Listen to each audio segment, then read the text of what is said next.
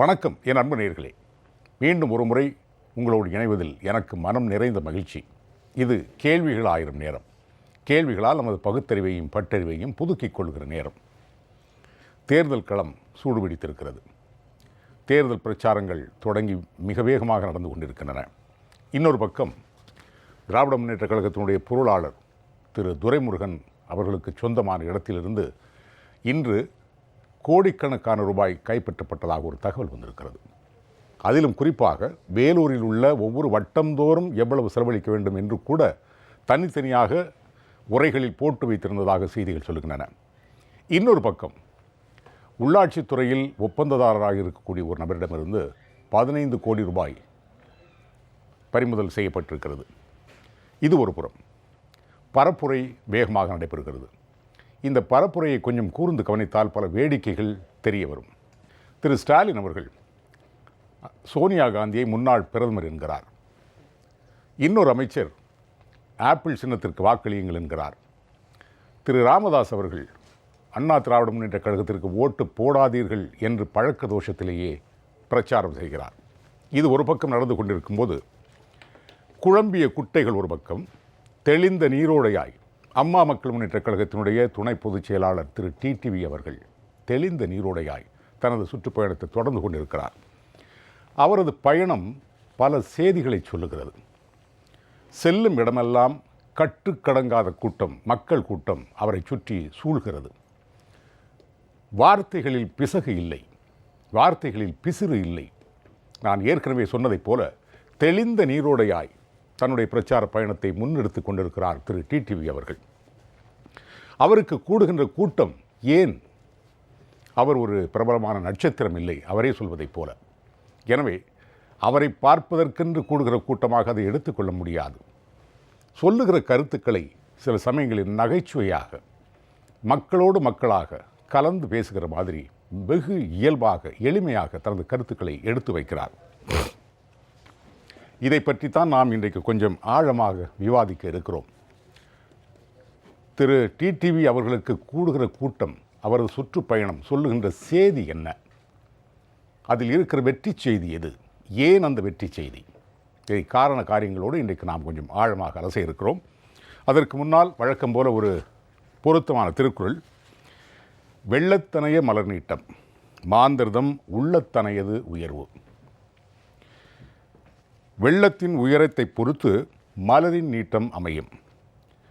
மாந்தரின் உள்ளத்தின் உயரத்தை பொறுத்து அவர்களின் உயர்வு அமையும் என்பதுதான் அந்த குறளினுடைய பொருள்.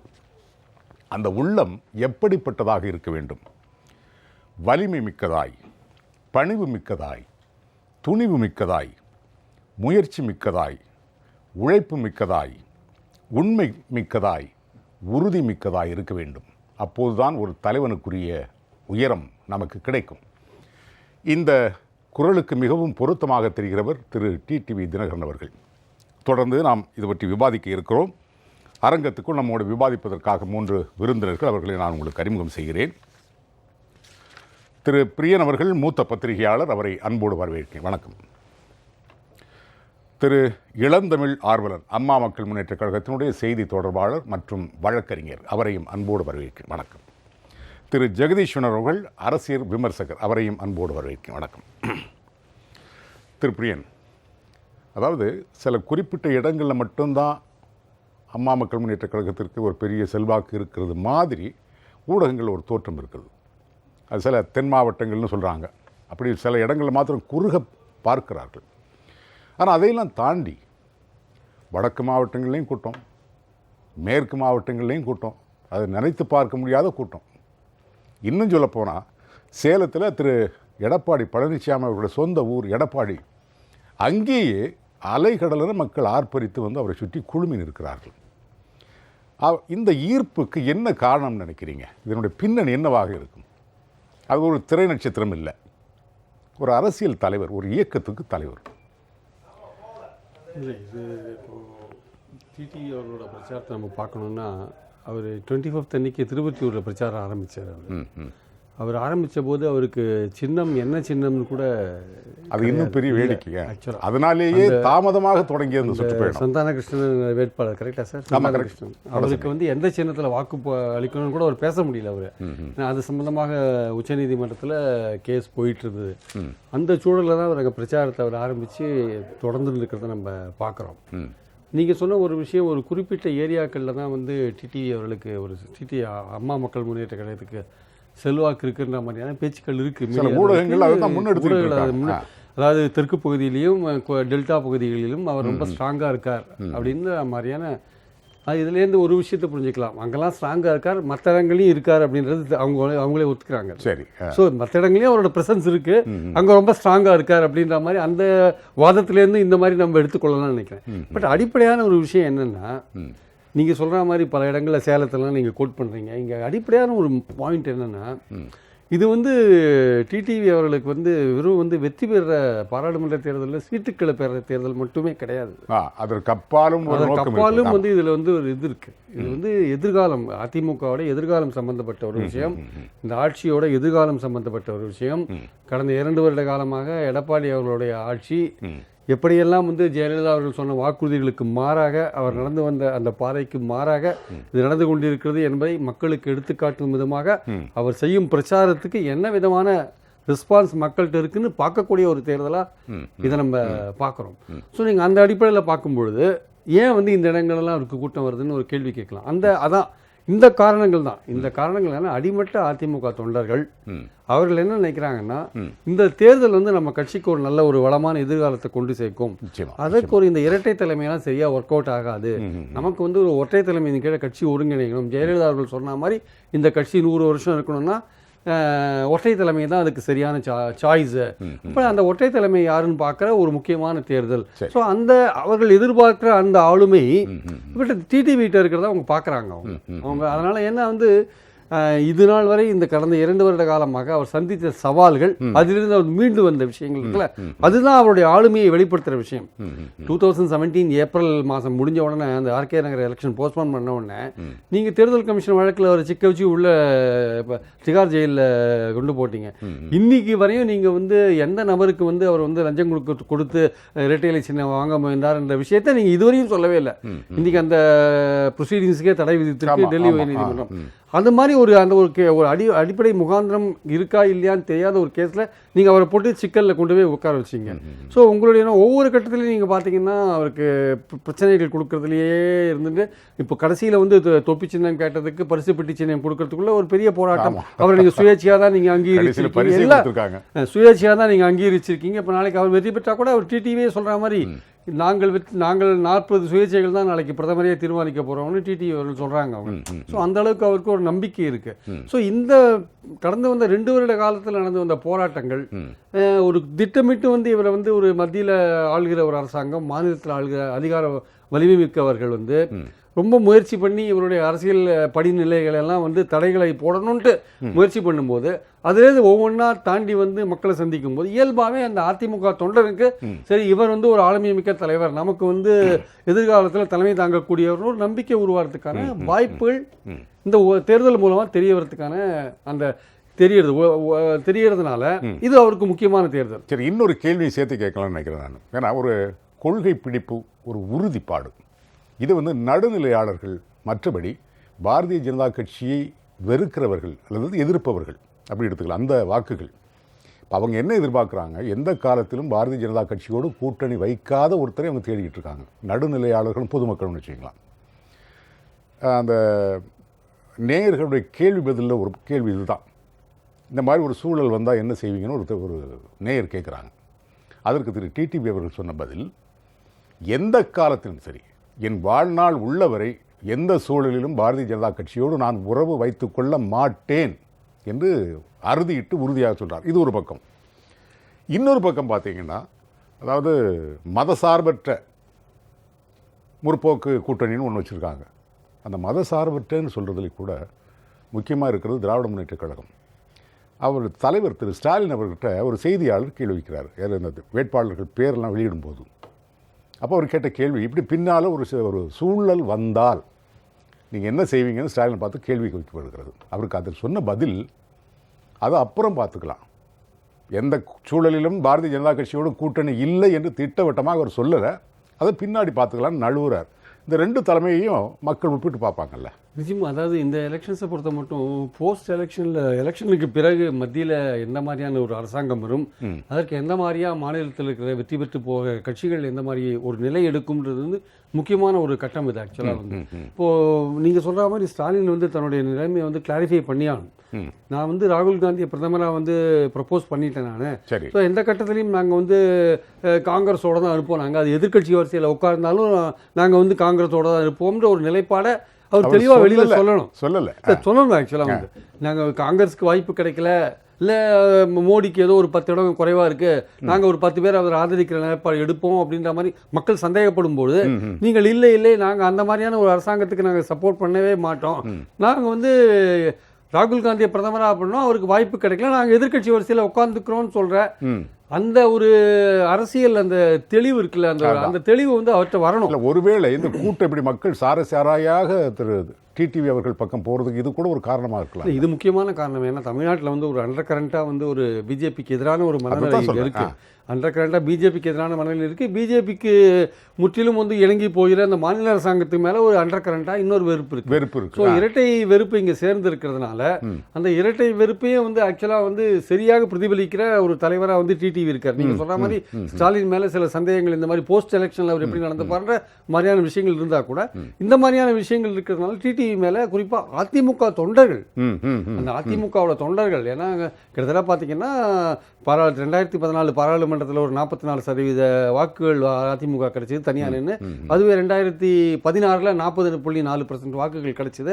ஸோ அந்த தொண்டர்கள் வந்து கிட்டத்தட்ட பார்த்தீங்கன்னா அதில் வந்து ஒரு 50%க்கு மேலே கூட டெஃபினட்டாக சொல்லலாம் அவர்கள் வந்து இவரை நம்பி இருக்காங்க. நான் சொல்றது வந்து இந்த மிடில் லெவலில் இருக்கிற நிர்வாகிகள்லாம் விட்டுருங்க, ஏன்னா இன்னைக்கு அதிகாரம் எங்கே இருக்கோ அந்த பக்கம் தான் இருப்பாங்க. நான் சொல்றது ஒரு அடிமட்ட தொண்டர்கள், இல்லை அதிமுகவுக்கு வாக்களித்த நடுநிலையாளர்கள், அவங்க ஒரு சாதாரண பொதுமக்கள் அதிமுக அனுதாபிகளா இருப்பாங்க.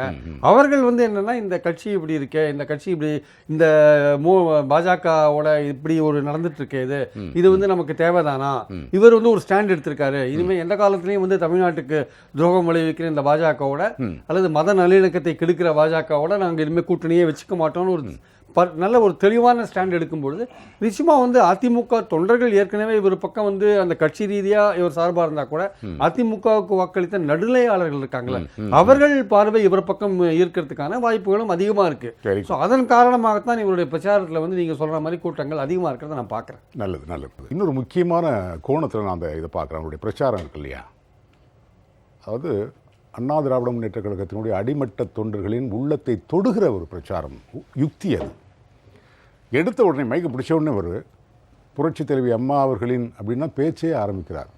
உண்மை தொண்டர்கள், அவர்களது பிள்ளைகள், அப்படி தான் ஆரம்பிக்கிறார். அதாவது புரட்சி தலைவி அம்மா அவர்களை முன்னிறுத்தித்தான் பிரச்சார பயணமே நடக்கிறது ஒரு பக்கம். இந்த பக்கம் பார்த்தீங்கன்னா மோடியா லேடியான்னு கேட்டதெல்லாம் தெரியும், நம்ம நிறைய தடவை பேசியிருக்கோம். ஆனாலும் கூட முதலமைச்சர் பழனிசாமி பேசும்போது எடுத்த உடனே அவர் என்ன சொல்கிறாருன்னா, நாட்டுக்கு ஒரு வலிமையான பிரதமர் வேணும், அது மோடி அவரால் தான் முடியும், இந்த நாட்டை பாதுகாக்க முடியும்னு பிரச்சாரத்தை தொடங்குறாங்க. இதை எப்படி பார்ப்பாங்க மக்கள், குறிப்பாக அம்மாவினுடைய பிள்ளைகள் இந்த 2 பிரச்சாரங்களை எப்படி எடுத்துப்பாங்க? அம்மா அவர்களுடைய பிள்ளைகள் என்று நாம் பார்ப்பது அம்மா அவர்கள் காலத்திலே அதிமுகவில் இருந்த தொண்டர்கள் மாத்திரமல்ல, தமிழ்நாட்டில் இருக்கக்கூடிய இதுக்கு முன்னாடி கல்லூரியில் இருந்த மாணவர்கள் எப்படி லேப்டாப் பெற்றார்களோ, அதற்கு முந்தைய காலங்களில் அவங்க வந்து பள்ளிக்கூடம் போகும்போது சைக்கிள் பெற்றார்களோ, அதற்கு முன்னால் நடுநிலை பள்ளியில் இருக்கும்போது எப்படி அவங்களுக்கு புத்தகத்திலிருந்து எல்லாம் வழங்கப்பட்டதோ, சைக்கிள்ல இருந்து எல்லாமே. அப்போ வந்து எல்லார் வீட்டிலேயுமே ஏதோ ஒரு வடிவத்தில், ஒரு நலத்திட்டத்தின் வடிவத்தில் அம்மா ஒரு குடும்ப உறுப்பினராகவே இருக்கிறாங்க. அப்போ நாம் கட்சியினுடைய கொள்கை கோட்பாடுகள், செயல்பாடுகள், அம்மாவுடைய ஆளுமை, இதனை ஒட்டி தொண்டர்களாக இருந்தவர்கள் ஒரு பக்கம் இருந்தாலும், இதையெல்லாம் தாண்டி அம்மா அவர்களுடைய அந்த தாயுள்ளத்தோடு அவர்கள் கொடுத்த திட்டங்கள், இப்போ ஒரு பாலூட்டும் தாய்மாருக்குன்னு தனியான அறை கொடுத்த விஷயமெல்லாம், அதே மாதிரி இந்த ஸ்பெஷல் சில்ட்ரன் சொல்கிறோம், டிஸ்லெக்ஸியா, அந்த எழுத்துகள் சரியாக தெரியாத குழந்தைகள் அல்லது ஸ்பாஸ்டிக் அந்த மாதிரி சொல்லக்கூடிய குழந்தைகளுக்கெல்லாம் ஏராளமான அந்த அவங்க படிக்கிறதுக்கான உபகரணங்கள் இதெல்லாம் மாவட்டந்தோறும் நூலகங்கள் வைத்து பார்க்கும். அதை வந்து ஒரு வெளிநாட்டில் தான் அந்த மாதிரி பார்க்க முடியும், தனியார்கிட்ட தமிழ்நாட்டில் இல்லவே இல்லை என்று சொல்லக்கூடிய அளவிற்கு. அப்படி அம்மா வந்து யாரெல்லாம் ஒரு வறிய நிலையில் ரொம்ப ஒரு சிக்கலுக்கு ஆளாயிருக்கிறார்களோ அவர்களுடைய உள்ளத்தை தொடுகின்ற வகையில் அது நேரடியான தொடர்பு அம்மா அவர்களுடைய அந்த தாய் உள்ளம் என்ற உணர்வுக்கும் ஏழை எளிய மக்கள், சாதாரண மக்கள், பெரிய வசதிகளை பெற முடியாதவர்களுக்கு என்ன தேவை என்று பார்த்து பார்த்து செய்யக்கூடிய ஒரு தாயாக இருந்ததனால் தொண்டர்களை தாண்டி மக்களும் அம்மாவின் பால் தான் நிற்கிறார்கள். இப்போ நீங்கள் கூட குறிப்பிட்டீங்க, சிலர் இந்த ஒரு நடு மட்டத்தில் தலைவராக இருக்கக்கூடியவர்கள், ஒரு மாவட்ட அளவில் இருக்கக்கூடியவர்கள், எம்எல்ஏ எம்பி என்று பதவியில் இருக்கக்கூடியவர்கள் பதவியை தக்க வைத்து கொள்ள வேண்டும். தவறான வழியிலே பணம் சம்பாதித்திருந்தால் அந்த பணத்தை பாதுகாத்து கொள்ள வேண்டும். இதில் என்ன எப்படி பாதுகாப்பாங்கன்னா, இன்றைக்கி நீங்கள் நம்ம பார்க்குறோம், துரைமுருகன் வீட்டில் எப்படி ரெய்டு பண்ணாங்க. அதே போல் ஆர்கே நகர் தேர்தல் அந்த நேரத்தில் நடந்த எடப்பாடி பழனிசாமி மீது எஃப்ஐஆரே போடப்பட்டது. ஒரு முதலமைச்சராக இருக்கிறவர் மீது எஃப்ஐஆர் போடப்பட்டு அந்த தேர்தலே வந்து ரத்து செய்யப்பட்டது. நிறுத்தி வைக்கவோ தள்ளி வைக்கவோ இல்லை, அந்த தேர்தலை ரத்து பண்ணிட்டாங்க. இந்த மாதிரி விஷயங்களை பார்த்துருக்குறோம். அதே மாதிரி மக்கள் செல்வர் டிடிவி தினகரன் அவர்கள் மீது இரட்டை இலை சின்னத்தை தனக்கு தர வேண்டும் என்று யாரோ ஒருவருக்கு லஞ்சம் கொடுக்க முயற்சி செய்ய ஒரு புரோக்கரோட பேசினார். அதில் அந்த புரோக்கராக இருந்த சுரேஷ் சந்திரா சொல்கிறான், சுகேஷ் சந்திரா நான் தங்கியிருந்த அந்த ஹோட்டலில் இருக்கிற அது ஒரு பெரிய நட்சத்திர விடுதி, சிசிடிவி ஃபுட்டேஜ் இருக்கும், நான் என்ன பை எடுத்துகிட்டு வந்தேன்னு பாருங்க, என் ரூமுக்கு யார் வந்தான்னு பாருங்க, அந்த ஃபுட்டேஜை வெளியிடுங்கன்னு குற்றஞ்சாட்டப்பட்ட ஒரு நபரை, பல்வேறு வழக்குகளில் சம்பந்தப்பட்ட ஒரு நபரே அதை கோர்றாரு. வாயை திறக்க மாட்டேங்கிறாங்க. எந்த திட்டத்தை செயல்படுத்துவதாக இருந்தாலும் மக்களுடைய உணர்வு என்னங்கிறத பார்க்கறதில்ல. வட மாநிலங்களில் அதை எப்படி எடுத்துக்கொள்கிறார்கள், ஏற்றுக்கொள்கிறார்கள் என்பது நமக்கு தெரியல, அது வேறு விதம்.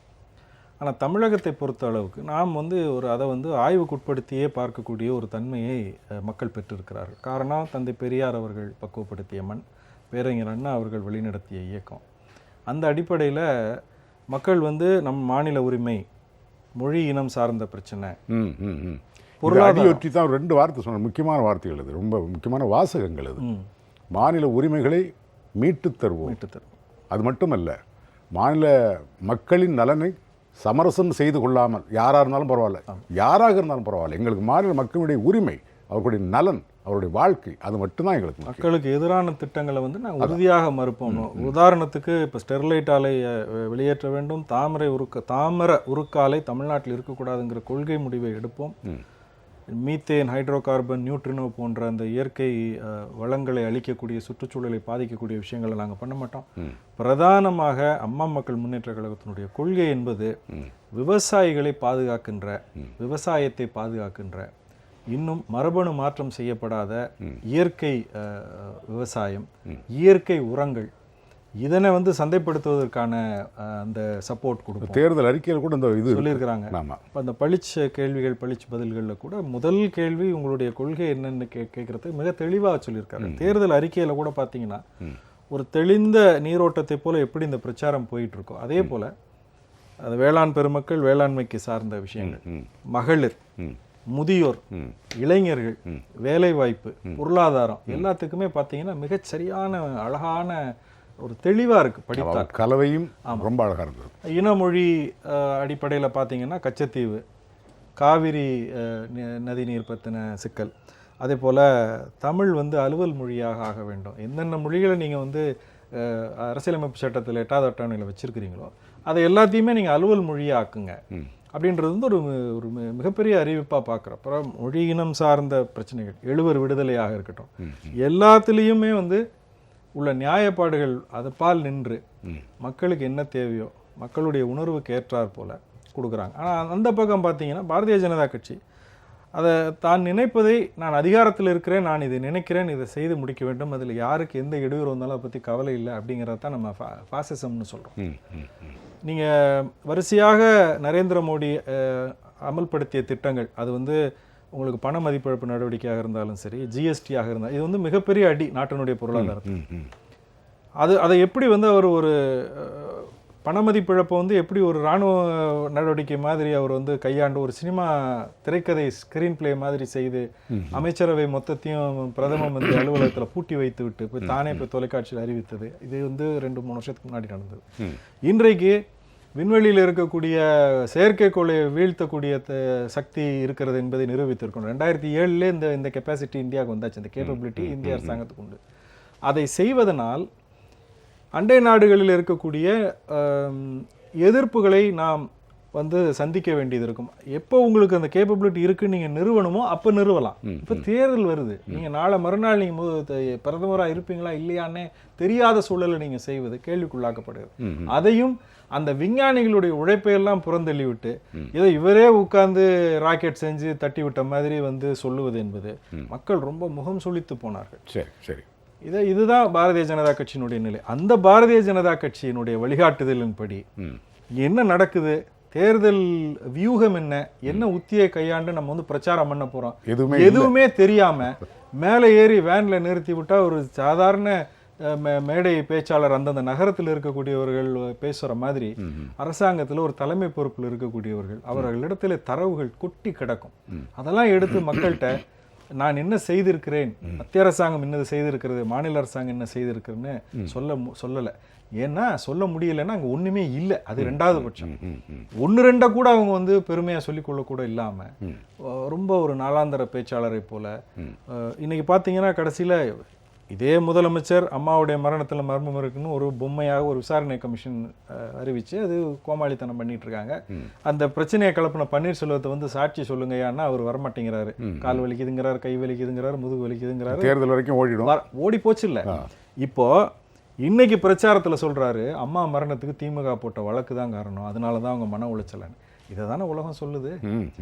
அதாவது தனக்கு வந்தா ஒன்று, இன்னொன்னுக்கு வந்தா மற்றொன்றுன்னு சொல்வதை போல திராவிட முன்னேற்ற கழகம் இதை போல மக்களுடைய உரிமைகள், மக்களுடைய பிரச்சனைகள், நாங்கள் என்ன செய்தோம் என்ன செய்வோம், இவர்கள் செய்தது ஆளுந்தரப்பில் இருக்கக்கூடியவர்கள் செய்யக்கூடிய தவறு என்னங்கிறத சொல்லாம மு.க. ஸ்டாலின் வந்து அம்மாவுடைய மரணத்தில் உண்மையை கண்டுபிடிப்போங்கிறது போகாத ஊருக்கு இல்லாத ஒரு விஷயத்தை எப்படி கண்டுபிடிச்சு சொல்ல முடியும்?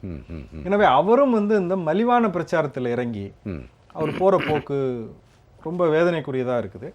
பிறர் மற்ற அமைச்சர்கள் மற்றவர்கள் பேசுவதெல்லாம் கேலி கூத்தாயிட்டு இருக்கு. உதயநிதி ஸ்டாலின் போய் ஒரு வேட்பாளரை பார்த்து ஒரு நல்ல ஒரு பேராசிரியராக இருந்த வேட்பாளர் அவர் போய் அழகான வேட்பாளர் அதனால ஓட்டு போடுங்கன்னு சொல்றாரு. மு.க. ஸ்டாலின் வந்து நரேந்திர மோடி விவசாயிகளை சந்திக்கவில்லை, கேவலம் நடிகைகளை பார்க்கிறாருன்னு சொல்ல. இதெல்லாம் வந்து அவங்க பெண்கள் மீது அவர்கள் வைத்திருக்கின்ற மாதிரி ராதாரவி கொடுத்த தண்டனை அவருக்கும் கொடுத்துருக்கணும்ல, கட்டாயம் கொடுத்துருக்கணும். ஏன்னா அவர் அதை தான் சொல்றேன், அவங்க வந்து ஒரு எந்திரத்தன்மையா வேலை செய்யறாங்க. மக்களுக்கு பயந்து போய் இது பண்றோம் அதை பண்றோன்ற மாதிரி பாவனை செய்து கொள்கிறார்களே. உள்ளத்தின் அடித்தளத்துல மக்கள் மீது அக்கறை இல்லை, பெண்கள் மீது மரியாதை இல்லை, இப்படிதான் போயிட்டு இருக்கு. அதனால மக்கள் ஒட்டு மொத்தமாக இந்த கூட்டத்தை எல்லாம் வந்து வெறுத்து ஒதுக்கி விட்டு ஒரு புதிய தலைமை வேண்டும்.